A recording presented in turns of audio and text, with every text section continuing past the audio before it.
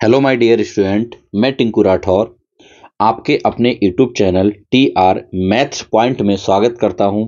जैसा कि आपको पता है, ये सेशन अनसोल्ड पेपर लगाने का है, क्योंकि आप बोर्ड के अगर स्टूडेंट हैं किसी भी, चाहे 10th के हो चाहे 12th के, तो आपको बेटा अनसोल्ड पेपर इस समय करना बहुत ही ज़्यादा ज़रूरी मैं समझता हूँ, क्योंकि हमारा जो स्कोर होता है वहीं से अच्छा होता है। जैसा कि आपको पता है कि हम लोग ये 12th क्लास का अनसोल्ड पेपर बेटा यहाँ लगवा रहे हैं, और इसका हमने सेट 1 उठाया था 2019 का, जिसके हमने, और इसका कोड क्या था बच्चों, 324 EI इसका कोड है। एक पार्ट कंप्लीटली हम इसका सॉल्व कर चुके हैं। आज हम पार्ट नंबर 2 की बात करेंगे, क्योंकि आपको पता है कि एक ही वीडियो में, एक लेक्चर में पूरा अनसोल्ड पेपर कराना पॉसिबल नहीं होता, तो हम कोशिश करेंगे 2 से 3 पार्ट में पूरा अनसोल्ड पेपर आपका कवर करा दिया जाए। तो देखिए, ये जो मैं यहाँ पर पढ़ाऊंगा क्लास नोट्स, ये आपको अगर पाना है तो बेटा एक हमारा टेलीग्राम चैनल है TR मैथ्स पॉइंट, आप सर्च करिए, जिसका लिंक आपको डिस्क्रिप्शन बॉक्स में भी मिल जाएगा। आप ज्वाइन करके वहां से आप प्रॉपर ये PDF वहां से पा सकते हैं। जैसे ही एक प्रैक्टिस सेट कंप्लीट हो जाएगा, उसकी मैं PDF साथ में डाल दूंगा, ठीक है। तो चलिए करते हैं आज की क्लास को शुरू। और हम लोगों ने इस सेट के कुछ क्वेश्चन कर भी लिए थे, आज नेक्स्ट क्वेश्चन देखेंगे। देखिए, क्वेश्चन 3 के हम लोगों ने सारे पार्ट कर लिए थे, और क्वेश्चन 4 के पार्ट करेंगे। बेटा ये बहुत अच्छा क्वेश्चन है। यहाँ पर ये क्वेश्चन जो है आपके आता है और बहुत ज्यादा पूछा जाता है। जैसे क्वेश्चन कह क्या रहा है हमसे, ध्यान से समझिएगा। ये प्रायिकता का क्वेश्चन है, प्रोबेबिलिटी कह रहा है कि एक बक्से में 10 कार्ड है भाई। कितने कार्ड है? 10, वो भी 1 से लेकर 10 तक पूर्णांक लिखकर रखे गए हैं। चलिए, बढ़िया बात है। कह रहा है और उन्हें अच्छी तरह मिलाया गया है, मतलब इतनी अच्छी तरीके से मिलाया गया है कि हम कुछ आइडिया नहीं लगा सकते कि कौन सा निकल सकता है, ठीक है। कह रहा है इस बक्से से एक कार्ड यादृच्छा निकाला गया है। कह रहा है यदि ये ज्ञात हो कि निकाले गए कार्ड पर संख्या 3 से अधिक है। एक बात आप हमेशा याद रखिएगा, जब भी आपको एक, मतलब 2 घटनाओं में से एक घटना दी हुई है और एक घटना पूछी जा रही है, तो अपने दिमाग में बिठा लीजिए, जो घटना दी हुई होती है क्वेश्चन में, वो ऑलरेडी पहले से घटित हो चुकी होती है, और जो घटना घटित हो चुकी होती है वो हमेशा नीचे रहती है। जिसके घटित होने की प्रायिकता निकालते हैं वो ऊपर रहती है, ठीक है ना। कह रहा है यदि ये ज्ञात हो कि निकाले गए कार्ड पर संख्या 3 से अधिक है। ये कंफर्म पता है आपको कि जो आपने कार्ड निकाला है उस पर 3 से अधिक संख्या है। तो कह रहा है इस संख्या के सम होने की क्या प्रायिकता आ जाएगी, कैसे करेंगे सॉल्व, ध्यान देने की कोशिश करिएगा। सबसे पहले तो हम लोग यहाँ लिख के दिखाएंगे बेटा, क्योंकि हमसे कह रहा है कि एक बक्से में, ये लैंग्वेज लिखा करें ऐसे करके, बक्से में एक बक्से में बेटा कितने कार्ड हैं? 10 कार्ड हैं। 10 कार्ड, एक से 10 तक पूर्णांक, 1 से 10 तक पूर्णांक लिखकर, 1 से 10 तक पूर्णांक लिखकर रखे गए हैं, रखे गए हैं, ठीक है ना, रखे गए। अब 1 से 10 तक पूर्णांक, तो इसीलिए प्रतिदर्श समष्टि क्या हो जाएंगी? सबसे पहले बेटा प्रतिदर्श समष्टि निकालना ज्यादा जरूरी होता है। प्रतिदर्श समष्टि, अगर मैं यहां से बेटा प्रतिदर्श समष्टि की आपसे बात करूं, तो 1 से लेकर 10 तक काटना, तो सीधी सी बात है, जो सैंपल स्पेस S बराबर हो जाएगा 1 2 3 4 5 6 7 8 9 10। ये 1 से लेकर 10 तक। मैं आपसे कहूं इसमें कुल परिस्थितियां कितनी है, तो आपका तुरंत जवाब हो जाएगा कि सर इसमें जो कुल परिस्थितियां हमारे पास है NS बराबर, वो हमारे पास 10 है, ठीक है। लेकिन क्वेश्चन में 2 घटनाएं दे रखी है, उन पे थोड़ा गौर करिए। पहली घटना ये दे रखी है, कह रहा है यदि ये ज्ञात हो कि निकाले गए कार्ड पर संख्या 3 से अधिक है, तो इस घटना को ई मान लो। कुछ AB भी मान सकते हैं, दिक्कत नहीं उससे। तो आप क्या करेंगे, मान लीजिए कि माना ई एक घटना है बेटा कि निकाले गए कार्ड पर, निकाले गए कार्ड पर, निकाले गए कार्ड पर संख्या 3 से अधिक है, 3 से अधिक है, संख्या 3 से अधिक है। ये कंफर्म पता है हमें, संख्या कैसी? 3 से अधिक है। अब 3 से अधिक है तो सीधी सी बात है ना, ई के अंदर कौन कौन सी संख्या आ सकती हैं इस प्रतिदर्श समष्टि की? तो आप कहेंगे सर 3 से अधिक है तो 3 से बड़ी आ सकती है संख्या, और 3 से बड़ी का मतलब है 4 5 6 7 8 9 10, कोई सी भी हो सकती है इसके अंदर। 4 5 6 7 8 9, 10, ये कोई सी हो सकती है। आप कहेंगे सर ये चीज़ हमें पियर्सन ने ज्ञात करके दी है, यानी कि दे रखा। आप यहाँ पर ब्रैकेट में लिख के चला करें आगे कि ये चीज़ क्या है बेटा, ज्ञात है। और जो चीज़ हमें ज्ञात होती है वो रहती है नीचे। कहाँ रहती है, नीचे। तो जो चीज़ नीचे रहती है उसकी हमें प्रायिकता भी चाहिए होती है बेटा, और हाथों हाथ उसकी घटना भी। ये निकाल लीजिए। यहाँ से क्या करेंगे, इसमें अवयवों की संख्या कितनी है, तो आप कहेंगे सर एन बराबर 1 2 3 4 5 6 7। कितनी है, तो आप कहेंगे सर 7 है। तो ये 7 हो जाएगा। हाथों हाथ इसकी प्रायिकता भी निकालिए। अगर मैं प्रायिकता इसकी निकालूंगा तो घटना ई के घटित होने की प्रायिकता का सूत्र हो जाएगा एन ई बटे एन एस, अनुकूल परिस्थितियां बटे कुल परिस्थितियां। एन ई का मान 7 है, कुल परिस्थितियां बेटा ये कितनी है, तो आप कहेंगे सर 10 है। तो ये तो तुम्हारा पी आ जाएगा। अब दूसरी वाली को आप एफ मान लीजिए। दूसरी वाली को एफ। एक बार तो हम मान चुके, दोबारा मानना है तो यहाँ लिख देंगे बेटा पुनः माना। दोबारा मान ले रहे हैं। एफ एक घटना है अपने पास। कौन सी वाली घटना है, तो आप कहेंगे सर, तो कह रहा है इस संख्या के सम होने की क्या प्रायिकता, यानी कि संख्या सम हो। क्या लिखेंगे, निकाले गए कार्ड पर संख्या कैसी हो, सम हो। तो यहाँ लिखेंगे निकाले गए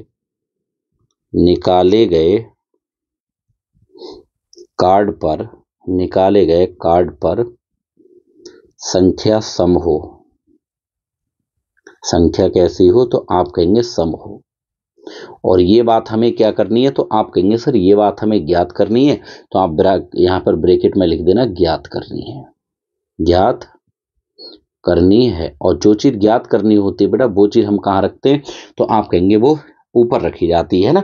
तो यहाँ से एक बात ये बताइए, अगर निकाली गई कार्ड पर संख्या सम हो तो ऐप के अंदर कौन कौन सी संख्या हो सकती है इस प्रतिदर समष्टि की, तो आप कहेंगे सर ये हो सकती है सम संख्या का मतलब 2 हो सकती है, 4 हो सकती है, 6 हो सकती है, 8 हो सकती है या 10 हो सकती है। लेकिन इसमें प्रायिकता की हमें जरूरत नहीं पड़ेगी। हमें यहाँ से बेटा ई इंटरसेक्शन एफ की जरूरत पड़ती है, वो निकाल ले रहे हैं यहाँ से। तो सबसे पहले निकालेंगे ई इंटरसेक्शन एफ। आप कहेंगे सर ई इंटरसेक्शन एफ का मतलब होता है ई और एफ में कॉमन। तो ई घटना ये है और एफ ये, दोनों में क्या कॉमन है, तो आप कहेंगे सर दोनों में कॉमन जो मिल रहा है वो 4 6 8 10 मिल रहा है। अगर मैं आपसे पूछूं इसमें अवयवों की संख्या कितनी है, तो आपका तुरंत जवाब होगा कि सर इसमें जो अवयवों की संख्या है एन ई इंटरसेक्शन एफ वो बराबर कितना, 4 है। 1 2 3 4 है। कितनी है अवयवों की संख्या बेटा, 4 है। तो यहां से हाथों हाथ इसकी प्रायिकता भी निकाल लीजिए, हमें जरूरत पड़ेगी। तो निकालेंगे जब हम इसकी प्रायिकता, चूंकि पीई इंटरसेक्शन एफ बराबर सूत्र होता है एन ई इंटरसेक्शन है, जिसकी प्रायिकता निकालते हैं उसी के अनुकूल परिस्थितियां, यानी कि उसी में अवयवों की संख्या ऊपर रखते हैं, और बटे कुल परिस्थितियां यानी कि एन एस। तो एन ई इंटरसेक्शन एफ की वैल्यू हम निकाल चुके हैं, कितनी है 4, और कुल परिस्थितियां अपने पास कितनी है, तो आप कहेंगे सर ये 10 दे रखी है। कितनी दे रखी है कुल परिस्थितियां बेटा, ये 10 दे रखी है। अब देखिएगा यहाँ से ध्यान से, हमसे पूछेगी बेटा लास्ट में एक चीज दे रखी है, दूसरी पूछी गई। इसका मतलब ये होता है कि हमसे सब प्रतिबंध प्रायिकता पूछी। हमसे कौन सी प्रायिकता बेटा पूछी है, तो आप कहेंगे सर सब प्रतिबंध प्रायिकता पूछी। और सब प्रतिबंध प्रायिकता का मतलब होता है कंडीशनल प्रोबेबिलिटी हमसे पूछी गई है। निकालो, तो हेडिंग डाला करो प्रॉपर इस तरीके से बेटा, इस सब प्रतिबंध प्रायिकता। क्या लिखेंगे यहां से, तो आप कहेंगे सर सब प्रतिबंध प्रायिकता। जब यहां से मैं सब प्रतिबंध प्रायिकता निकालूंगा बेटा, सब प्रतिबंध प्रायिकता, तो हमसे क्या पूछा गया, तो आप कहेंगे सर साफ साफ शब्दों में एक बात हमसे पूछी गई। कलर चलिए मैं थोड़ा सा चेंज कर लेता हूँ, वाइट ले लेता हूँ। हमसे पूछी गई है कि क्या निकालनी है, एफ घटित हो, यानी कि एफ के घटित होने की प्रायिकता पूछी जा रही, कह रहा नहीं कह रहा ज्ञात करनी है। तो एफ के घटित होने की प्रायिकता पूछी जा रही, जबकि ई पहले से घटित हो चुका है। और इसका सूत्र होता है पीई इंटरसेक्शन एफ, और बटे में जो चीज होती है उसकी प्रायिकता भी बटे में रहती है, और बटे बेटा पीई होता है। बटे कितना होता है, पीई होता है। और पीई इंटरसेक्शन एफ की वैल्यू बेटा 4/10 है, तो यहाँ पर लगा दो 4/10। और हमारे पास पीई की, ई के घटित होने की प्रायिकता कितनी है, 7/10, तो यहाँ लगा देंगे 7/10। ठीक है। और अगर कट रहा है तो काटेंगे जरूर। देखिए ये कट जाएगा, यहाँ 10 से ये वाला 10 बेटा कट जाएगा, तो क्या आ जाएगा अपने पास, तो आप कहेंगे सर ये आ जाएगा 4/7। और यही हमारा इस क्वेश्चन का आंसर है। इस तरीके से हमें सही मायने में ये क्वेश्चन करना था बेटा। इस क्वेश्चन पे आप लोग इंपॉर्टेंट लगाएंगे, 2024 का अपना ये टारगेट रहेगा ये क्वेश्चन। ठीक है, बहुत अच्छा क्वेश्चन है। देखिए अगर मज़ा आता है तो प्लीज़ चैनल को सब्सक्राइब जरूर करिएगा और अपने साथियों को बताइएगा, क्योंकि मैं प्रॉपर थोड़ा बिजी था इसलिए कुछ दिनों तक ये नहीं हो पाया बेटा, लेकिन अब मैं प्रॉपर आपके लिए लेक्चर डालता रहूँगा। आप यहाँ से TR मैथ पॉइंट से डेली देख सकते हैं लेक्चर, आपका मैं बिल्कुल प्रॉपर तैयारी कराता रहूँगा। जैसे इस क्वेश्चन को देखिएगा, बड़ा बेहतरीन क्वेश्चन है बेटा ये, इसकी जितनी तारीफ करो इस क्वेश्चन की उतना कम है, बहुत अच्छा क्वेश्चन है ये। जैसे इस क्वेश्चन की अगर मैं बात करूं, कह रहा है दिखाइए कि दो सदिशों ए वेक्टर और बी वेक्टर के लिए सदैव mod of A vector dot B vector less than और equal to mod of A vector dot mod of B vector होता है। बड़ी अच्छी प्रमेय है, दो प्रमेय है बेटा इस टाइप की आपके वेक्टर अलजेब्रा में, यानी कि सदिश बीजगणित में। उसमें दो में से एक आपकी जरूर मिलेगी आपके पेपर में, चाहे ये मिल सकती है चाहे दूसरी वाले, आगे कराऊंगा अभी मैं। जैसे इस क्वेश्चन की मैं बात करूं, हमसे साफ साफ कह रखा भैया ए वेक्टर और बी वेक्टर दो क्या है, कोई भी सदिश है। तो इसके लिए ये हमारे पास सिद्ध करना है। देखिए डॉट डॉट प्रोडक्ट की बात करूं तो भैया डॉट प्रोडक्ट का मतलब रिलेशन कॉस थीटा से होता है, और कॉस थीटा में जो थीटा होता है वो ए वेक्टर और बी वेक्टर के बीच का कोण होता है। तो सबसे पहले आप क्या करना, यहाँ पर मान लेना बेटा कि माना ए वेक्टर तथा बी वेक्टर के बीच का कोण, के बीच का कोण। तो आप कहेंगे सर इसके अगर मैं बीच के कोण की बात करूं तो ये हम थीटा मान ले रहे हैं। अगर बीच का कोण हमने थीटा मान ही लिया है तो आप समझदार है कि डॉट यहाँ पर आ रहा है तो डॉट का मतलब कॉज होता है, डॉट का मतलब कॉज, तो सीधा लगा दीजिए। हम जानते हैं एक बात, क्या जानते हैं, A vector dot B vector बराबर होता है मेरे बच्चे mod of A vector dot mod of B vector cos theta होता है। ठीक है, गुणा वाले बटे में आ जाएंगे। तो यहाँ से अपने पास ए वेक्टर डॉट बी वेक्टर और बटे में कितना हो जाएगा, मॉड ऑफ ए वेक्टर और मॉड ऑफ बी वेक्टर हो जाएगा, और बराबर में बेटा कॉस थीटा हो जाएगा। इसे आप समीकरण कितनी मानिए, एक मान लीजिए। आप कहेंगे सर ऐसा हो सकता है, बिल्कुल हो सकता है। ठीक है, समीकरण एक, लेकिन एक नियम हम जानते हैं, कॉस थीटा का मान क्या क्या हो सकता है। देखिए छोटे बड़े का चिन्ह आएगा तो हमें इसकी रेंज तो कॉस थीटा की लगानी पड़ेगी। हमें क्या लगानी पड़ेगी कि सर हमें एक बात बहुत अच्छे से जानते हैं, जो कॉस थीटा होता है ना सर, वो -1 से बड़ा या बराबर और +1 से छोटा या बराबर होता है। तो आप कहेंगे सर ये बात हम बहुत अच्छे से जानते हैं, इसमें कोई शक वाली बात नहीं है। अगर मैं दोनों पक्षों का बेटा मापांक ले लूं, दोनों पक्षों का ले लूं मापांक, यहाँ पर लिखूंगा मापांक लेने पर, ध्यान से समझिएगा क्या लिखेंगे, आप कहेंगे मापांक लेने पर। अगर मैं मापांक लूंगा, मापांक लेने पर, तो इसमें मापांक जब हम लेंगे बेटा, क्यों, क्योंकि सर हमें जो सिद्ध करा रहा है उसमें सब में मापांक लगा हुआ है, तो मापांक लेना कंपलसरी है। जब हम मापांक लेंगे ध्यान दीजिएगा, इस -1 का मापांक लेंगे तो भी +1 आएगा, और +1 का मापांक लेंगे तो भी +1 आएगा। तो आप एक बात मुझे ये बताइए कि कॉस थीटा का मान 1 से बड़ा या बराबर और 1 से छोटा और बराबर हो सकता नहीं। अगर ऐसी सिचुएशन है बेटा, वर्ग करने पर या मापांक लेने पर लेफ्ट वाली वैल्यू राइट वाली वैल्यू दोनों बराबर आ जाए, तो हमेशा एक बात याद रखिए, जो नेगेटिव वैल्यू होती है उसके स्थान पर 0 ले लेते हैं। क्यों, क्योंकि लेफ्ट की केवल वो वैल्यू लेते हैं जो किसी भी संख्या का मापांक या किसी भी संख्या का वर्ग पॉसिबल होता है। तो आपको पता है कि किसी भी संख्या का मापांक या वर्ग कभी भी नेगेटिव नहीं हो सकता, लेकिन 0 हो सकता है।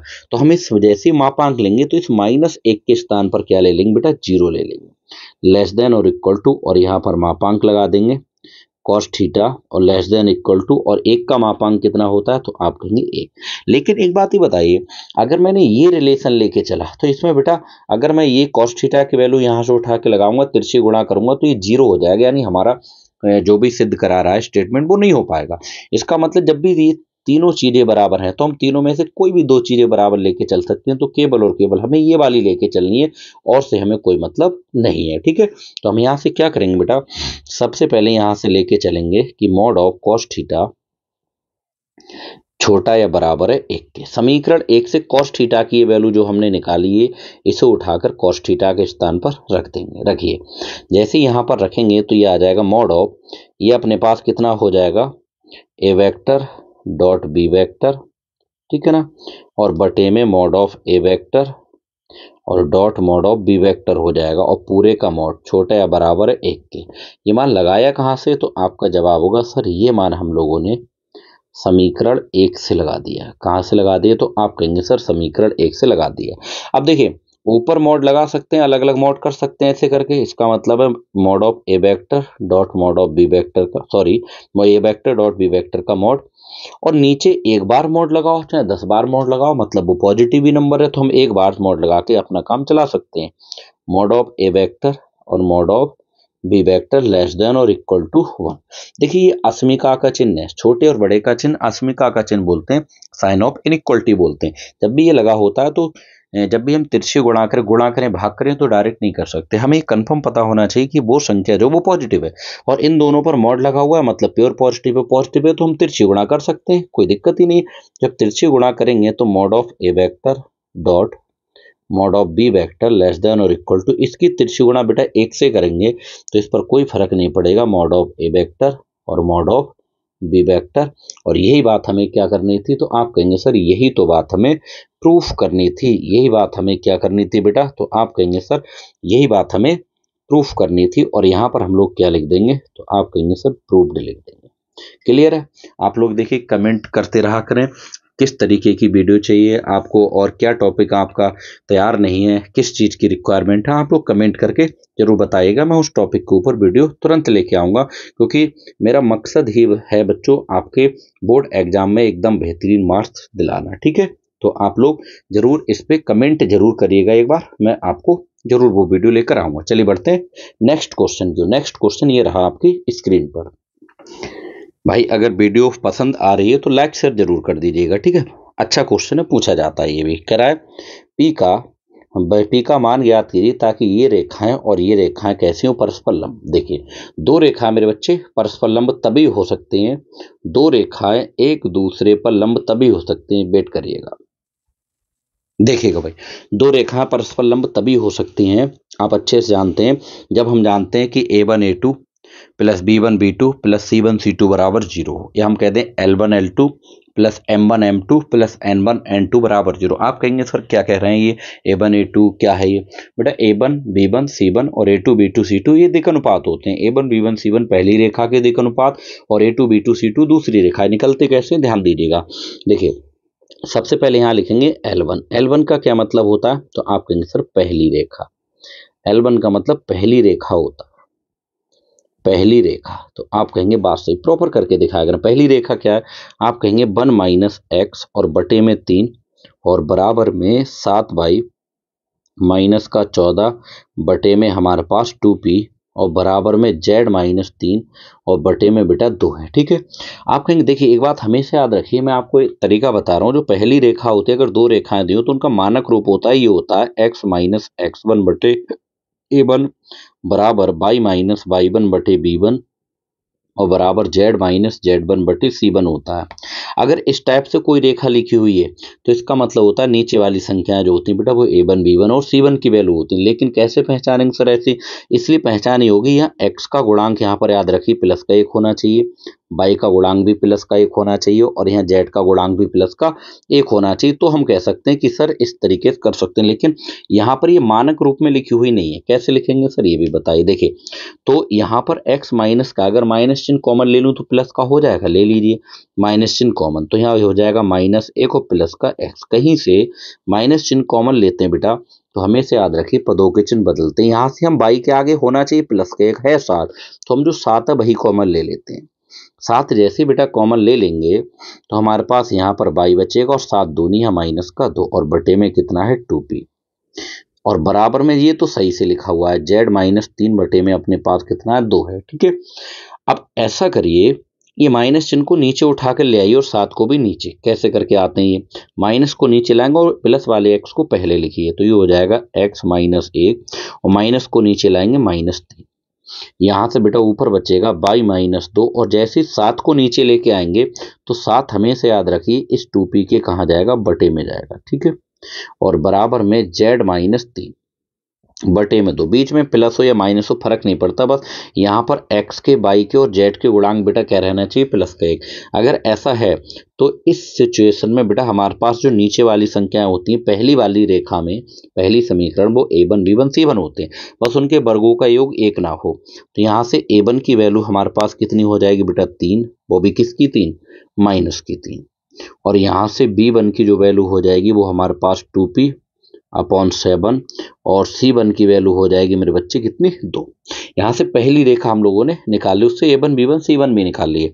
अब यहाँ से लिखेंगे भाई L2, L2 का मतलब होता है दूसरी रेखा, सेकंड लाइन। अगर मैं यहाँ से दूसरी रेखा की बात करूं तो थोड़ा समझिएगा। दूसरी रेखा क्वेश्चन ने साफ साफ शब्दों में हमसे दे रखी है कितनी, कि ये दे रखी है बेटा 7 माइनस 7x अपॉन 3p, यानी कि 7 माइनस का 7x और बटे में कितना 3p, और बराबर में हमें दे रखा है बाई माइनस 5 बटे में 1, बाई माइनस 5 और बटे में बेटा 1, और बराबर में हमें दे रखा है 6 माइनस जेड, 6 माइनस का जेड और बटे में कितना दे रखा है, तो आप कहेंगे बटे में सर 5 दे रखा है।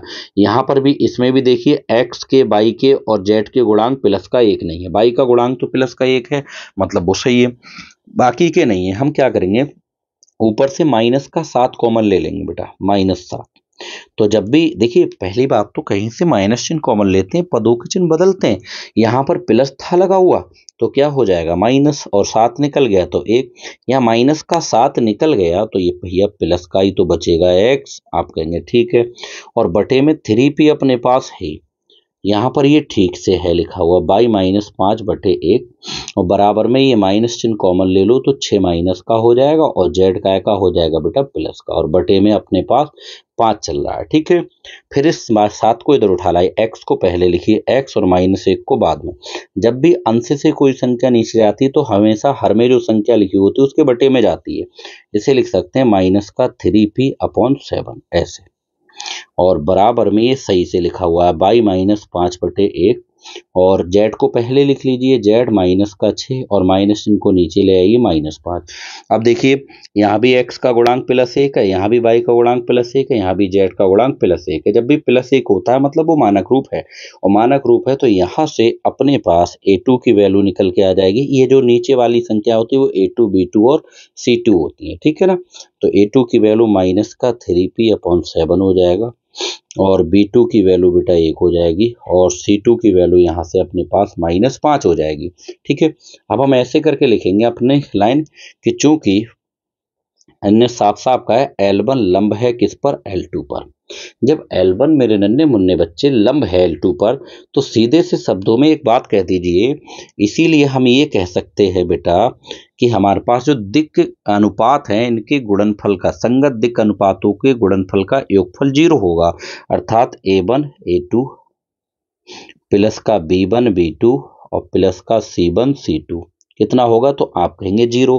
A1 की वैल्यू अपने पास कितनी है, तो A1 की वैल्यू -3 है, लगाओ यहाँ पर A1 की जगह -3 लगाएंगे, माइनस की संख्या ब्रैकेट में, इंटू A2, और A2 की वैल्यू अपने पास कितनी है, तो आप कहेंगे माइनस का 3p बटे 7, यहाँ लगा दो, माइनस का 3p अपॉन 7 प्लस का B1, और B1 की वैल्यू अपने पास कितनी है, तो आप कहेंगे सर B1 की 2p अपॉन 7 है, कितनी है 2p अपॉन 7 है बेटा, कितनी है, तो आप कहेंगे सर ये है 2p अपॉन 7, भिन्न को ब्रैकेट में लगाओ, इंटू B2, और B2 की वैल्यू कितनी है अपने पास, आप कहेंगे 5 नंबर में पूछा जाता है ये क्वेश्चन, प्लस C1, और C1 की वैल्यू बेटा अपने पास 2 दे रखी है, सॉरी हाँ बिल्कुल सही है, C1 की वैल्यू अपने पास बेटा कितनी दे रखी है, तो आप कहेंगे 2 है, और इंटू C2 की वैल्यू -5 है, माइनस की संख्या यहाँ पर ब्रैकेट में लगा देंगे, बराबर में 0, ठीक है।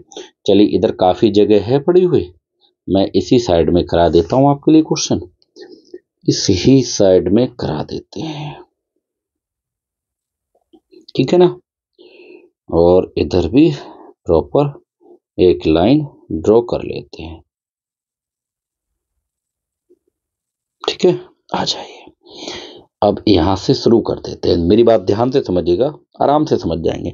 अब इसे अगर मैं सॉल्व करूं बेटा, तो देखिए माइनस और माइनस तो प्लस हो जाएगा, और 3 3 हो जाएगा 9p, तो हम कह देंगे भाई माइनस माइनस तो प्लस हो गया, और ये हो गया 9p, और अपॉन कितना हो गया, आप कहेंगे सर 7, अपॉन में कितना चल रहा है, तो आप कहेंगे 7, और यहाँ 2p की अगर मैं 1 से मल्टीप्लाई करूंगा तो 2p एकम 2p, यानी कि प्लस का 2p एकम हो जाएगा बेटा 2p, ठीक है ना। और बटे में कुछ है क्या, तो आप कहेंगे बटे में 7 तो चल ही रहा है अपने पास, और इसे सॉल्व करिए। देखिए -5 की जब मैं 2 से गुणा करूंगा प्लस के, तो माइनस का 5 दूनी हो जाएगा 10। तो ये अपने पास माइनस का 5 दूनी 10 बराबर में 0। अब देखिए 9p/7 में अगर हम 2p/7 जोड़ेंगे तो 9 2 हो जाएगा 11p बटे में कितना 7। और जो माइनस का 10 है इधर आके बेटा प्लस का 10 हो जाएगा। जब यहाँ से 11p निकालूंगा तो 7 की तिरछी गुणा करूंगा, 7 धाम 70। यहाँ से जब मैं p की वैल्यू निकालूंगा बेटा तो 70 और गुणा वाले आ जाएंगे बटे में 11। तो सीधे से शब्दों में ये कह दीजिए आप कि यहाँ से अपने पास जो p की वैल्यू निकल के आ गई बेटा वो 70 बटे क्या आ गई, 11 आ गई। और ये हमारा इस क्वेश्चन का क्या हो जाएगा, आंसर हो जाएगा। क्लियर है। तो इस तरीके से हमें बेटा इस क्वेश्चन को करना था। बहुत अच्छा क्वेश्चन है, पेशेंस रख के समझना है, धैर्य रखना है आपको और बढ़िया तरीके से बस पढ़ते जाना है। चलिए बढ़ते हैं नेक्स्ट क्वेश्चन की ओर। नेक्स्ट क्वेश्चन अपना ये रहा स्क्रीन पर, ठीक है। ये मेरे ख्याल से अभी जो क्वेश्चन मैंने कराया सेम वही क्वेश्चन है ना। चलिए भाई नेक्स्ट क्वेश्चन ये रहा आपकी स्क्रीन पर। घा पाठ गा हो गए है ना। चौथा पार्ट क्वेश्चन ये कह रहा है हमसे, ध्यान दीजिएगा कि समाकलन करना है बेटा इस चीज का हमें क्या करना है। तो आप कहेंगे सर इसका समाकलन कैसे करते हैं, ध्यान दीजिएगा। देखिए हमें जब इसका समाकलन करना है यहाँ से, ध्यान से समझिएगा, इजी क्वेश्चन है लेकिन अच्छा है। क्वेश्चन ये कह रहा है हमसे कि साइन स्क्वायर एक्स और माइनस का कॉज स्क्वायर एक्स और बटे में अपने पास कितना है बेटा, ये है साइन स्क्वायर एक्स और इनटू कॉज स्क्वायर एक्स, ठीक है ना, इनटू और ये कितना dx। देखिए एक बात अपने दिमाग में उठा लीजिए, ऊपर साइन कॉज प्लस या माइनस में हो और नीचे गुणा में हो तो तुरंत पदों को आप अलग अलग कर दीजिए, ज़्यादा घबराने की जरूरत ही नहीं है। पदों को अलग अलग करने का मतलब है, इसका मतलब होता है भैया कि साइन स्क्वायर एक्स जो दिख रहा है इसके बटे में भी अपने पास कितना है मेरे बच्चे, sine square x into cos square x है।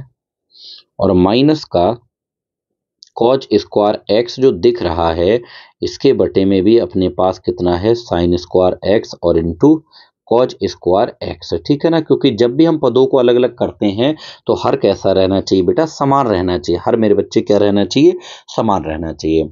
मेरे ख्याल से इस साइन स्क्वायर एक्स से बेटा साइन स्क्वायर एक्स कट जाएगा एकम और कॉज स्क्वायर एक्स से कॉज स्क्वायर एक्स कट जाएगा एकम। तो इस तरीके से अपने पास ये स्टेप आ जाएगी, समाकलन ऊपर बच गया एक, नीचे बच जाएगा अपने पास कॉज स्क्वायर एक्स, ऊपर एक और यहाँ नीचे बच जाएगा साइन स्क्वायर एक्स बच जाएगा। और ये डी एक्स तो बेटा अपने पास चल ही रहा है, ठीक है। हम एक बात और अच्छे से जानते हैं कि 1 बटे कॉज स्क्वायर एक्स होता है बेटा सेक स्क्वायर एक्स और 1 बटे साइन स्क्वायर एक्स क्या होता है, तो आप कहेंगे कॉसेक स्क्वायर एक्स होता है। सबसे अच्छा तरीका आप यहाँ डायरेक्ट भी कर सकते हैं, वरना आप सबसे पहले समाकलन का चिन्ह अलग अलग किया करें। सेक स्क्वायर एक्स का अलग कर दीजिए समाकलन और मेरे बच्चे कॉसेक स्क्वायर एक्स का अलग कर दीजिए समाकलन, ठीक है। आप जानते हैं सेक स्क्वायर एक्स का एक्स के सापेक्ष में समाकलन tan x होता है, कॉसेक स्क्वायर एक्स का एक्स के सापेक्ष में समाकलन बेटा कॉट एक्स होता है। और ये हमारे पास प्लस का सी एन ई कॉन्स्टेंट, वो भी क्या का माइनस का कॉट एक्स। तो ये अपने पास हो जाएगा tan x और माइनस माइनस प्लस का कॉट एक्स और प्लस का सी। ये आपको सॉल्व करने के लिए भी पूछा जाता है बेटा, ये आंसर हो जाएगा। और ये सॉल्व करने के लिए भी पूछा जाता है आपसे, और यही क्वेश्चन सेम टू सेम आपको 1 नंबर में भी आता है। तो आप बहुत अच्छे तरीके से इसे डील करिएगा, ठीक है। देखिएगा जैसे नेक्स्ट क्वेश्चन ये रहा आपकी स्क्रीन पर। ये क्वेश्चन मेरे बच्चे वास्तव में बहुत अच्छा क्वेश्चन है, पर्सनली मैं आपको बता रहा हूँ बेटा, बहुत अच्छा क्वेश्चन है आपको, ठीक है ना। इस पर आप इंपॉर्टेंट लगा सकते हैं, पूछा जाता है, मैनी टाइम्स रिपीटेड क्वेश्चन है, ठीक है ना। देखिएगा आप सबसे पहले जो भी क्वेश्चन दिया है बेटा, आप इसके लिए अपनी तरफ से आई मान लीजिए। इस क्वेश्चन को अपनी तरफ से आई मीन्स इंटीग्रेशन, ठीक है। लोअर लिमिट 0 है इसकी और अपर लिमिट अपने पास कितनी है, तो आप कहेंगे पाई है। और ऊपर है अपने पास एक्स साइन एक्स और बटे में अपने पास कितना है 1 प्लस कॉज स्क्वायर एक्स और ये dx। देखिए जब भी लिमिट वाला क्वेश्चन हो तो पिरगुण लगाने की कोशिश करें और आपका सीधा फोकस पिरगुण नंबर 4 पे जाना चाहिए। पिरगुण नंबर 4 का मतलब होता है अपर लिमिट माइनस एक्स होता है। कब लगाते हैं पिरगुण 4, देखिए पहली शर्त ये होती है पिरगुण 4 की कि लिमिट लगाने पर इसका हर बदलना नहीं चाहिए। आपको पता है अपर लिमिट माइनस एक्स लगाएंगे यानी 180 मान बदलता है, यानी कॉज है तो कॉज ही रहेगा, ठीक है। दूसरी बात ऊपर का चर कट जाना चाहिए, तो ऊपर का यहाँ पर चर भी बेटा कट जाएगा और हर बदलेगा नहीं। तो आप तुरंत आप यहाँ पर लगा दीजिए पिरगुण नंबर 4, और पिरगुण 4 से लगाने वाली समीकरण को अपनी तरफ से कुछ ना कुछ मान लेते हैं। ठीक है, तो लिखते हैं बेटा पिरगुण 4 लगाने पर। लिखने का तरीका आप पिरगुण लिख के दिखा सकते हैं, वरना बढ़िया तरीका ये लिखने का, ऐसे लिखिए पिरगुण लिखेंगे पिरगुण लगाने पर, या लिखिए पिरगुण लगाने पर। तो यहाँ लिखेंगे बेटा पिरगुण लगाने पर। फिर लिखते हैं x बराबर पिरगुण लगाने पर, फिर x बराबर अपर लिमिट पाई है माइनस एक्स रखने पर। ये पिरगुण 4 लगाने का बेटा सबसे बढ़िया तरीका है। जब ये लगा देंगे तो सीधे से शब्दों में ये कह दीजिए कि i बराबर हो जाएगा लोअर लिमिट 0 अपर लिमिट पाई, और x के स्थान पर रख देंगे भाई अपर लिमिट माइनस एक्स। यहाँ पर रख देंगे अपर लिमिट का मतलब pi minus x into sine x, और x की जगह भी लिख देंगे पाई माइनस एक्स, और बटे में अपने पास 1 प्लस कितना है कॉज स्क्वायर एक्स, और x के स्थान पर रख देंगे पाई माइनस एक्स, और ये डी है। देखिए दोनों को जोड़ना तो पड़ेगा, लेकिन थोड़ा सा सॉल्व करके जोड़िए तो ज़्यादा सही रहेगा। i बराबर लोअर लिमिट 0 अपर लिमिट पाई, ऊपर तो अपने पास पाई माइनस एक्स है। आप जानते हैं 180 माइनस 180 से कम वाले सेकंड चतुर्थांश में यानी सेकंड क्वाड्रेंट में मिलते हैं, इसमें साइन प्लस का होता है और 180 मान बदलता नहीं है, तो साइन 180 माइनस एक्स बराबर साइन है। वैसे देखिए कॉज 180 माइनस एक्स बराबर बेटा माइनस कॉज एक्स होता है, लेकिन घात सम है ये, और सम घात की वजह से बेटा माइनस की कोई वैल्यू नहीं, वो प्लस हो जाएगा। तो ये 1 plus cos square 180 minus x क्या हो जाएगा कॉज स्क्वायर एक्स होता है, और ये डी एक्स। आप इसको मान लेंगे समीकरण कितनी, तो आप कहेंगे सर इसको हम समीकरण 2 मान लेंगे। दोनों समीकरणों को जोड़ दीजिए। यहाँ लिखेंगे समीकरण 1, यहाँ लिखेंगे बेटा समीकरण 1 और प्लस का समीकरण 2, दोनों को जोड़िए। जब दोनों को जोड़ देंगे बेटा, जब दोनों समीकरणों को जोड़ेंगे तो ये स्टेप कुछ इस तरीके से आ जाएगी, समझिए। इधर का देखिए ये हमारे पास i और i जुड़कर क्या हो जाएंगे, तो आप कहेंगे सर ये तो 2i हो जाएंगे। i और i जुड़कर क्या हो जाएंगे 2i हो जाएंगे। ठीक है, तो यहाँ से i और i जुड़कर 2i हो जाएंगे, यहाँ तो हम लोग 2i लिख देंगे। और यहाँ से थोड़ा ध्यान रखिए लोअर लिमिट 0 अपर लिमिट पाई ये तो दोनों में कॉमन है, और जो फंक्शन होते हैं उन्हें ब्रैकेट में रख के जोड़ देते हैं। पहला फंक्शन कितना है x साइन एक्स पहली समीकरण में, और बटे में कितना है बेटा 1 प्लस कॉज स्क्वायर एक्स, और दूसरा फंक्शन अपने पास ये दे रखा है, इसे ब्रैकेट में रख के जोड़ देते हैं पाई माइनस एक्स, और ये अपने पास इनटू में साइन एक्स है, और बटे में कितना है, तो आप कहेंगे 1 प्लस कॉज स्क्वायर एक्स और bracket close into D x. इसे करिए सॉल्व, तो ये 2i बराबर हो जाएगा अपने पास लोअर लिमिट 0 अपर लिमिट पाई। देखिए दोनों का हर तो समान है, हर समान है तो अंश ऐसे ही जुड़ जाएंगे। कितना हो जाएगा x साइन एक्स और प्लस का अपने पास है पाई माइनस एक्स और इंटू साइन एक्स, और बटे में अपने पास बेटा कितना हो जाएगा, तो आप कहेंगे हर समान है, एक बार लिखेंगे 1 प्लस कॉज स्क्वायर एक्स और ये डी एक्स।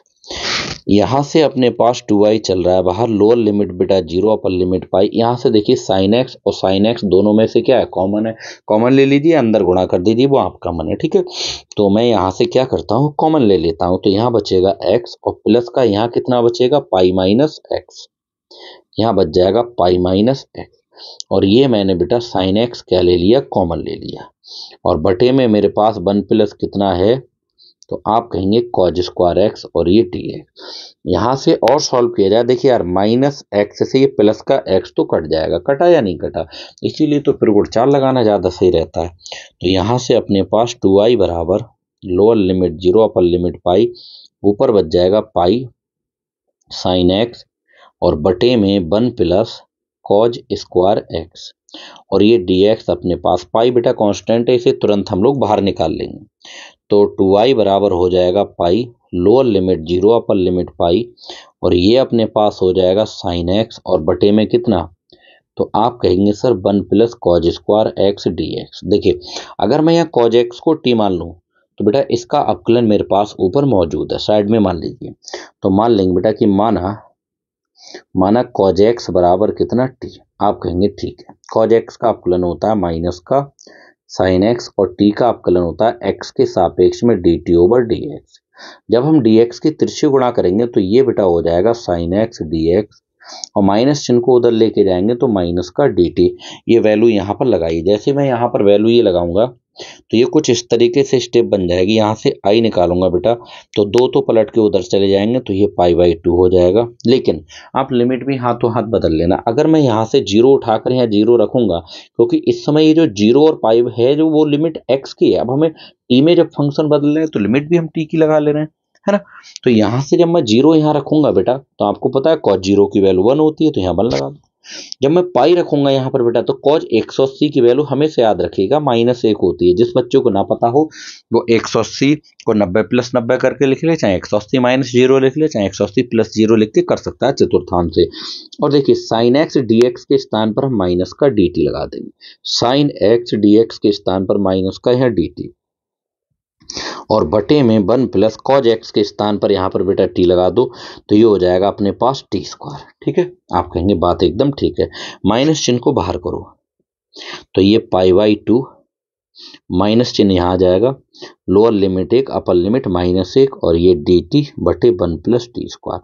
आप चाहें तो डायरेक्ट यहाँ पर आप समाकलन बेटा कर सकते हैं और टेन इनवर्स का बन जाएगा ये फॉर्मूला, आंसर आ जाएगा। मैं आपको एक छोटी सी सलाह दूंगा कि आप पिरगुण पूरे फॉलो करें। अगर 5 नंबर का क्वेश्चन, आपको पता है अपर लिमिट कभी ज़्यादा नहीं हो सकती लोअर लिमिट से, और यहाँ ज़्यादा है, तो एक पिरगुण होता है जब भी हम लिमिट चेंज करते हैं तो बाहर माइनस आ जाता है, तो एक तो माइनस पहले ही से लगा हुआ, एक माइनस और आ जाएगा, माइनस माइनस बाहर वाला प्लस हो जाएगा पाई बाई 2, और लिमिट चेंज हो जाएगी -1 से +1 हो जाएगी, और ये अपने पास डी टी और बटे 1 प्लस टी स्क्वायर। ठीक है, कौन सा पिरगुण लगा मैं लिख के दिखा देता हूँ। हम जानते हैं lower limit A upper limit B F of X D X किसके बराबर होता है -b/a, और ये हमारे पास F of X D X के बराबर होता है। ठीक है, यहाँ से जब काम करेंगे एक त्रिकोण और जानते हैं बेटा, हम चर बदल सकते हैं, चर बदल देंगे तब भी हमारे मान में कोई दिक्कत नहीं होती है। लोअर लिमिट -1 है, अपर लिमिट 1, और इसे लिख सकते हैं डी एक्स बटे 1 प्लस एक्स स्क्वायर। चर को बदला जा सकता है। कौन सा त्रिकोण लग गया लिख के दिखाइए। हम जानते हैं lower limit A upper limit B F T D T बराबर बेटा होता है, लिमिट में कोई चेंजिंग नहीं होती है, और ये अपने पास एफ एक्स डी एक्स होता है। ठीक है ना। देखिए अब आपको पता है कि लोअर लिमिट और अपर लिमिट दोनों सेम हो तो मैं आपको एक सलाह दूंगा, सम और विषम चेक कर लिया करें। क्या चेक कर लिया करें बेटा? सम और विषम। आप कहेंगे वो कैसे? ऐसे करके, यहाँ पर जो फंक्शन ऊपर एक है 1/1 प्लस एक्स स्क्वायर है, ठीक है, तो 1/1 प्लस एक्स स्क्वायर है, इसको आप अपनी तरफ से साइड में रख के एफ एक्स मान लें। एफ एक्स बराबर कितना? 1/1 प्लस एक्स स्क्वायर। आप डायरेक्ट भी कर सकते हैं, सही तरीका इस क्वेश्चन का करने का मेरे बच्चे यही होता है। इसमें क्या करेंगे, x बराबर -x रखने पर सम और विषम चेक करते हैं। जब भी lower limit upper limit same होती है, बस चिन्ह केवल विपरीत होते हैं, तो वहां पर हम सम और विषम जरूर चेक करते हैं। रखिए तो ये आ गया f ऑफ -x 1/1 प्लस, यहाँ x के स्थान पर -x रखेंगे तो -x इसका होल स्क्वायर, तो 1/1 प्लस -x का whole square plus x square, और 1/1 प्लस एक्स स्क्वायर किसकी वैल्यू है? तो आप कहेंगे सर ये एफ ऑफ एक्स की वैल्यू है, तो ये एफ ऑफ एक्स इसके स्थान पर रख देंगे। जब भी बेटा एफ ऑफ -x बराबर एफ एक्स के आ जाए तो वो एक समफलन होता है, तो इसीलिए कह देंगे एफ एक समफलन है। एक कैसा फलन है? तो आप कहेंगे समफलन है। अगर समफलन है तो समफलन की एक पहचान ये होती है बेटा कि इसमें ये पाई बाई 2 तो है ही, शुरू में 2 आ जाते हैं, 2 से गुणा कर देते हैं और लोअर लिमिट बेटा 0 हो जाती है, और 1, और ये अपने पास डी एक्स बटे 1 प्लस एक्स स्क्वायर चल रहा है। यहाँ से इस वाले 2 से ये वाला 2 कट जाएगा, तो कुछ इस तरीके से आ जाएगा आई बराबर पाई, ये टेन इनवर्स एक्स का सूत्र है, टेन इनवर्स एक्स, और इसकी लोअर लिमिट 0 अपर लिमिट 1 हो जाएगी, तो आई बराबर पाई, और लगाओ भी अपर लिमिट, पहले टेन इनवर्स एक्स की जगह 1 लगाएंगे, minus lower limit tan inverse फिर 0 लगा देंगे, तो ये आई बराबर अपने पास हो जाएगा पाई। अगर बाहर बेटा टेन इनवर्स लगाया तो जो 1 होती है वो 10/45 की वैल्यू होती है, जिसे हम पाई बाई 4 बोलते हैं। यहाँ पर बाहर टेन इनवर्स लगा हुआ है तो जो 0 होती है बेटा वो 10/0 की वैल्यू होती है।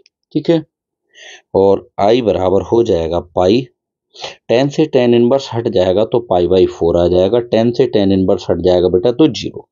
और हम ये बहुत अच्छे से जानते हैं, पाई इंटू π/4 में से 0 को माइनस करेंगे π/4 आ जाएगा।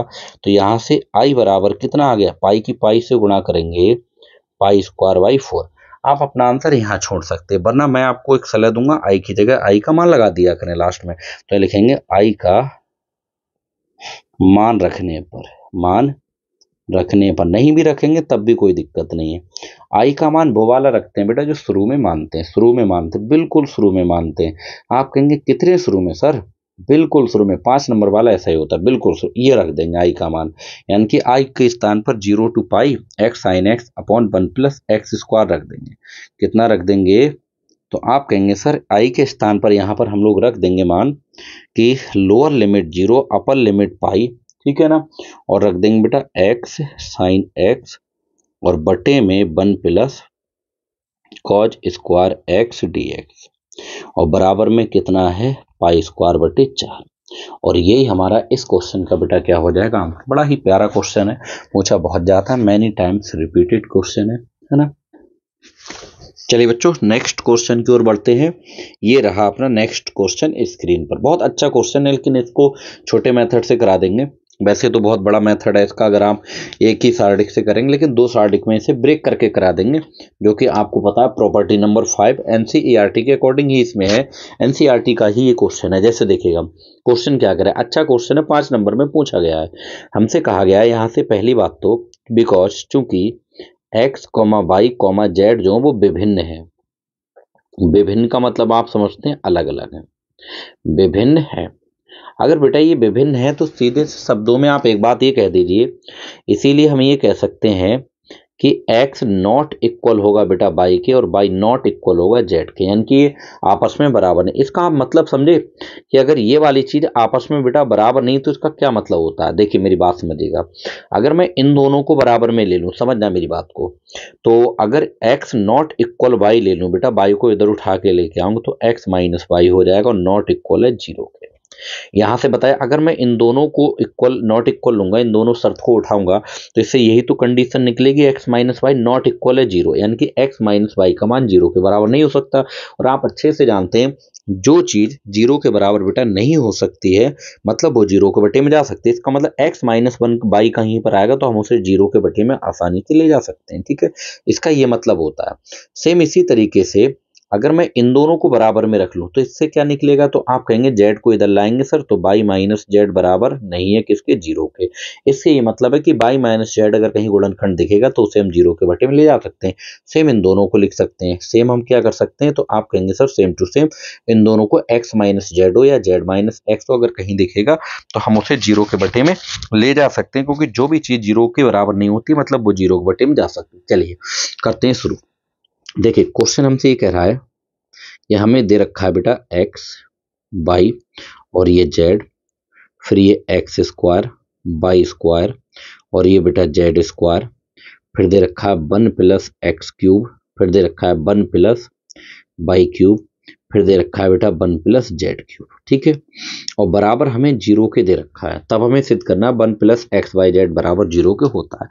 ध्यान से समझिएगा, जब भी ये देखिए ये कॉलम जो है प्लस करके लिखा हुआ है, 2 अवयव इसमें जुड़े हुए हैं, प्लस करके लिखा हुआ है, तो जब भी ऐसी सिचुएशन दिखे तो हम बेटा उसको 2 सारडिक में ब्रेक कर सकते हैं। कैसे करके, x, y, z, x, y अपने पास कितना हो जाएगा बेटा x, y, z और ये x² y² और ये z² और यहाँ पर 1 1 1 ऐसे करके और प्लस बीच में तो प्लस।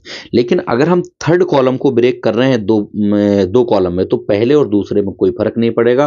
पहली सारडिक में भी पहला और दूसरा कॉलम सेम रहेगा और दूसरी सारडिक में भी बेटा पहला और दूसरा कॉलम क्या रहेगा, सेम रहेगा, यानी कि पहले दूसरे कॉलम में कोई फर्क नहीं पड़ेगा x, y, z। और ये अपने पास x² y² और ये कितना है बेटा z² और यहाँ आ जाएगा x³ और ये बेटा y³ और ये z³ आ जाएगा, ठीक है। आप कहेंगे बिल्कुल ठीक है सर। आप एक बात ये बताइए, आप अच्छे से एक चीज तो जानते ही हैं बेटा, एक चीज बहुत अच्छे से जानते हैं कि अगर हम किसी भी सारणी में चक्रीय क्रम में चारों रो मतलब तीनों रो को घुमाएं या तीनों कॉलम को घुमाओ, उससे फर्क नहीं पड़ता है, मान सेम आता है और बराबर में 0 चला। मैं इस तीसरे कॉलम को पहले स्थान पर ले आ रहा हूँ, पहले वाले को दूसरे स्थान पर, दूसरे वाले को तीसरे स्थान पर। तो ऐसा करने पे एक तरीके से चक्रीय क्रम बन गया। चक्रीय क्रम में चिन्हों पर फर्क नहीं पड़ता, एक पहले तीसरे कॉलम को ले आइए पहले पर और पहले को ले जाइए दूसरे के स्थान पर और दूसरे को ले आइए तीसरे के स्थान पर, एक्स स्क्वायर बाई स्क्वायर और ये जेड स्क्वायर। ठीक है, इसमें से अगर मैं देखूं, इसमें पहली वाली रो में एक्स कॉमन है बेटा, दूसरी में बाई कॉमन है और तीसरे में क्या है, जेड कॉमन है। कॉमन चीज को नहीं छोड़ते, तो प्लस पहले से एक्स, दूसरे से बाई, तीसरे से जेड निकाल ले रहे हैं। तो यहां अपने पास कितना बच जाएगा, पहली पंक्ति में बचेगा एक एक्स एक्स स्क्वायर, दूसरे में बचेगा बाई, बाई कहाँ से आ गया भाई, ये बचेगा 1 बाई बाई स्क्वायर, फिर बचेगा यहाँ पर 1 जेड जेड स्क्वायर। अब यहाँ से देखिए ये वाली सारणी यानी कि ये डिटर्मिनेंट और ये डिटर्मिनेंट दोनों की दोनों बताइए सेम हो गई। आप कहेंगे बिल्कुल हो गई सर सेम। अगर ये दोनों की दोनों सेम हो गई तो दोनों में हम क्या ले लेंगे, कॉमन, और बराबर में क्या चल रहा है, 0। अगर ये हम कॉमन ले लेंगे तो हमारे पास बचेगा क्या, इसमें से पूरा ये कॉमन निकल गया तो यहाँ एक बचेगा, यहाँ कितना बचेगा, एक, और इसमें से ये सारणी निकल गई तो क्या बचेगा, तो आप कहेंगे प्लस का एक्स वाई जेड बचेगा, प्लस का एक्स वाई जेड। और हमने जो सारणी कॉमन ली वो पीछे की ओर ले रहे हैं, कॉमन एक एक, और ये अपने पास एक्स बाई और ये जेड, फिर ये अपने पास एक्स स्क्वायर बाई स्क्वायर और ये कितना, जेड स्क्वायर, बराबर में कितना है, 0 चल रहा है अपने पास। अब देखिए क्या करेंगे, इस सारणी को आप डायरेक्ट खोल भी सकते हैं, लेकिन डायरेक्ट ना खोलें तो यहाँ से पिरगुड़ लगा देना। यह आ जाएगा 1 प्लस एक्स वाई जेड, जो सिद्ध करना है वो तो बाहर आ चुका है। यहाँ पर बेटा जब भी आपको 1 1 1 फर्स्ट कॉलम में देखें, आप उसे तुरंत फर्स्ट रो में बना लीजिए, ज़्यादा अच्छा रहता है। ठीक है ना, तो बराबर में 0। हम क्या कर रहे हैं यहाँ पर, रो इंटरचेंज सी, यानी कि रो को कॉलम में, कॉलम को रो में। तो पहली जो पंक्ति है बेटा वो बन जाएगी हमारे पास पहला कॉलम, यानी कि 1 एक्स और ये एक्स स्क्वायर। दूसरी पंक्ति बेटा हमारी बन जाएगी दूसरा कॉलम। नहीं करेंगे, अगर चेंज नहीं करेंगे आंसर फिर भी आ जाएगा।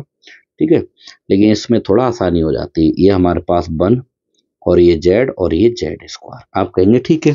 अब इसमें आपको पता है कि एक फेवरेट, आपका बहुत फेवरेट एक प्रगुण है बेटा। आप कहेंगे वो कौन सा है, बहुत प्रगुण ये फेवरेट है। आप कहेंगे सर जब भी 1 1 1 पहली पंक्ति में दिखे तो तुरंत सर हमारा मन करता है C1 में रख दें C1 माइनस C2 और C2 में रख दें कितना, तो आप कहेंगे C2 माइनस का C3। ये रखने का मन कर रखिए, यानी पहले कॉलम में से दूसरे कॉलम को घटाकर पहले में, तो एक में से एक माइनस करेंगे 0 आएगा, x में से y माइनस करेंगे x माइनस y आएगा, और इसमें एक्स स्क्वायर में से बाई स्क्वायर माइनस करेंगे तो एक्स स्क्वायर माइनस बाई स्क्वायर आ जाएगा। आप कहेंगे सर ज़्यादा पास में नहीं कर दिया, कोई बात नहीं भाई, इसमें देख रहे हैं आप, ये तो अपने घर की खेती है, थोड़ा दूर कर दे रहे हैं, है ना।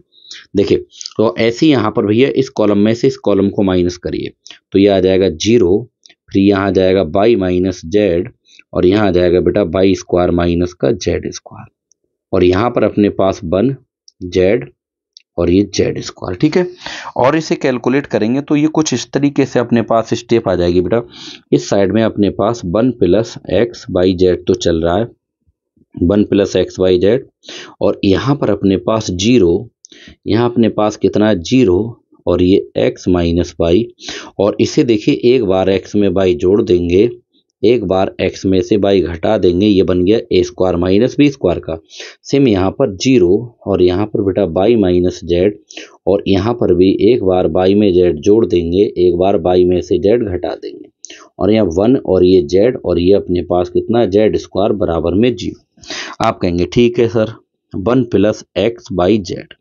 देखिए यहाँ से अगर मैं देखूं पहले कॉलम में से बेटा अपने पास क्या कॉमन है, तो आप कहेंगे सर पहले कॉलम में से हमारे पास जो कॉमन है वो x माइनस बाई कॉमन है, दूसरे कॉलम में हमारे पास y माइनस जेड कॉमन है, बाहर निकालिए y माइनस जेड, क्या बचेगा पहले कॉलम में 0 1 और यहाँ x प्लस बाई बचेगा, यहाँ क्या बचेगा 0 1 और ये y प्लस जेड बचेगा, फिर यहाँ पर 1 जेड और ये जेड स्क्वायर बराबर में 0। आप डायरेक्ट यहाँ पर इसका विस्तार भी कर सकते हैं, वरना जरूरत नहीं, एक प्रगुण और लगाइए तो इनकी गुणा करेंगे, ये अपने पास आ जाएगा x minus y by minus z 1 plus x y z, देखिए एक प्रगुण और लगाई, क्योंकि जितनी जीरो हो जाए उतनी ज़्यादा शार्डिक में मज़ा आता है भाई सॉल्व करने में, है ना।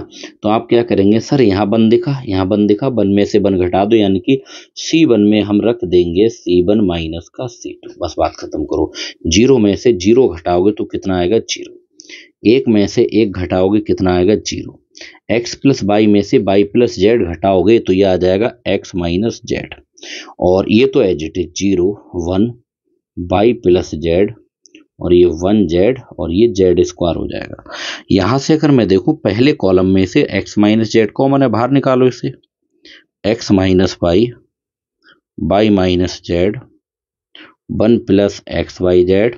पहले कॉलम में एक्स माइनस जेड कॉमन है, और यहाँ पर जीरो जीरो वन, और यहाँ पर zero one y plus z, और यहाँ पर अपने पास वन जेड, और ये जेड स्क्वायर, और बराबर में बेटा अपने पास जीरो चल रहा है।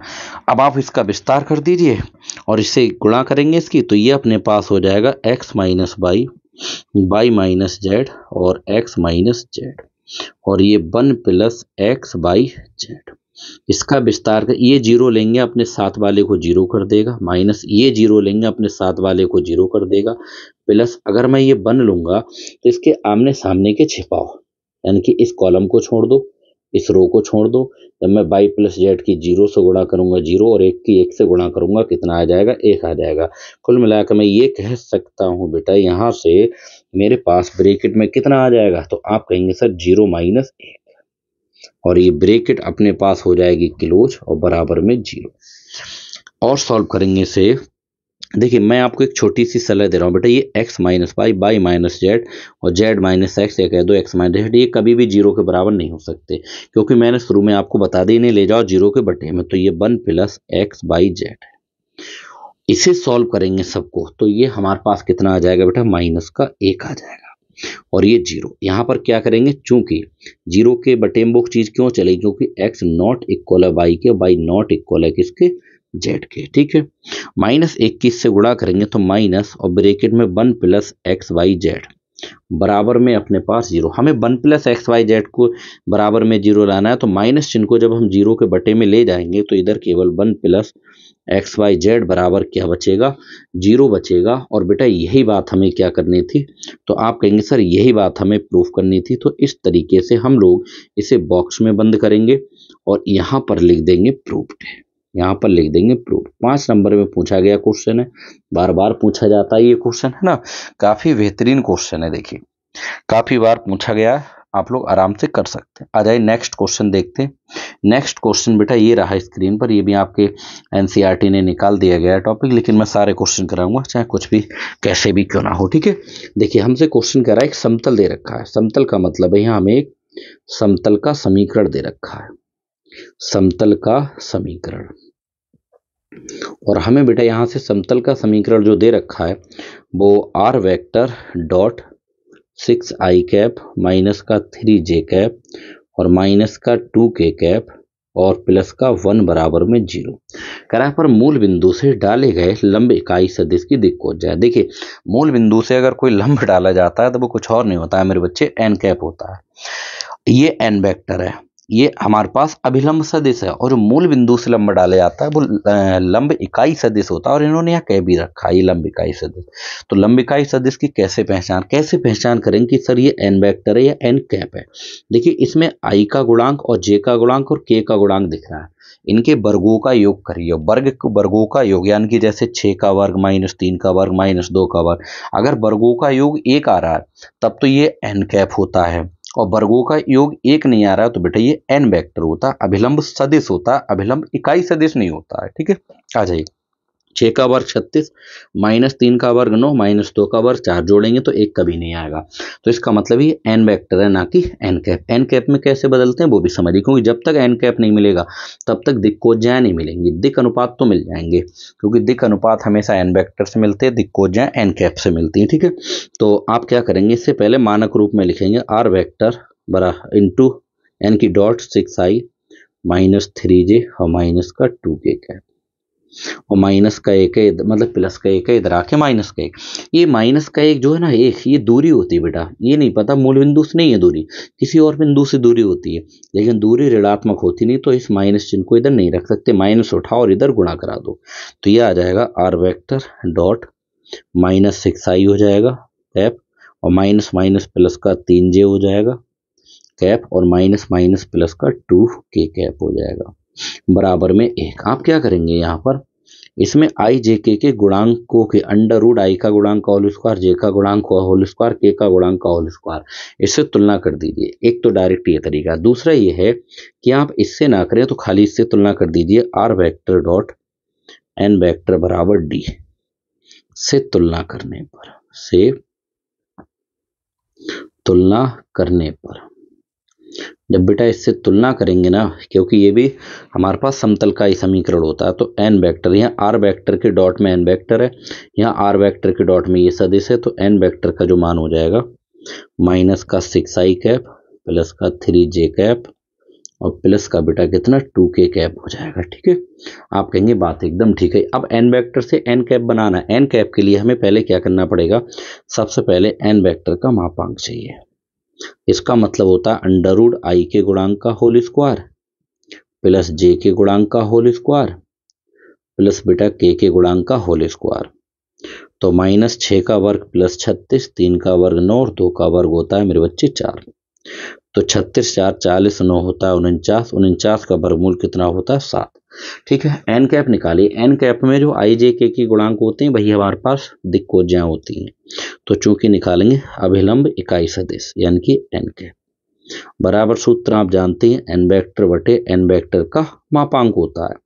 तो एन वेक्टर हमने कितना निकाला है, ये निकाला है बेटा माइनस का 6i कैप प्लस का 3j कैप और प्लस का कितना 2k कैप, और ये बटे एन वेक्टर का मापांक 7 निकाला। इनको अलग अलग करेंगे, इसका मतलब होता है कि हर समान रहेगा, माइनस का 6/7i कैप और प्लस का 3/7 जे कैप और प्लस का 2/7 के कैप। बताइए भैया, क्लियर है सभी का। अब इसमें जो एन कैप है, इसके अगर मैं आई जे के गुणांकों का वर्गों का योग करेंगे 100% बेटा एक आएगा, और एक आएगा मतलब इसमें जो आई जे के गुणांक है यही दिक्कोज्या है, तो लास्ट में हम ऐसे करके लिख देंगे ये एन कैप आया है बेटा, ये क्या है एन कैप, और एन कैप आ गया तो आप इसकी तुलना कर सकते हैं किससे, आप कहेंगे सर एन कैप बराबर एल आई कैप प्लस का एम जे कैप और प्लस का एन के कैप से तुलना करने पर, लिख देंगे से तुलना करने पर। 5 नंबर के क्वेश्चन चल रहे हैं, तुलना करने पर सब आए हुए क्वेश्चन है आपके यूपी बोर्ड में ही आए। जब तुलना यहाँ से करेंगे बच्चों, तो यहाँ आई का गुणांक अपने पास कितना एल और यहाँ आई का गुणांक कितना माइनस का 6/7, तो एक तो दिक्कोज्या जे आ गई, यहाँ जे का गुणांक एम है और बेटा यहाँ जे का गुणांक कितना 3/7 और यहाँ के का गुणांक एन है और यहाँ के का गुणांक 2/7 है, और यही आंसर, ये एल एम एन के माने इन्हीं को तो हम दिक्कोज्या कहते हैं, या इंग्लिश में डायरेक्शन कोसाइंस कह सकते हैं या दिक्कोसाइन कह सकते हैं, बात एक ही होती है।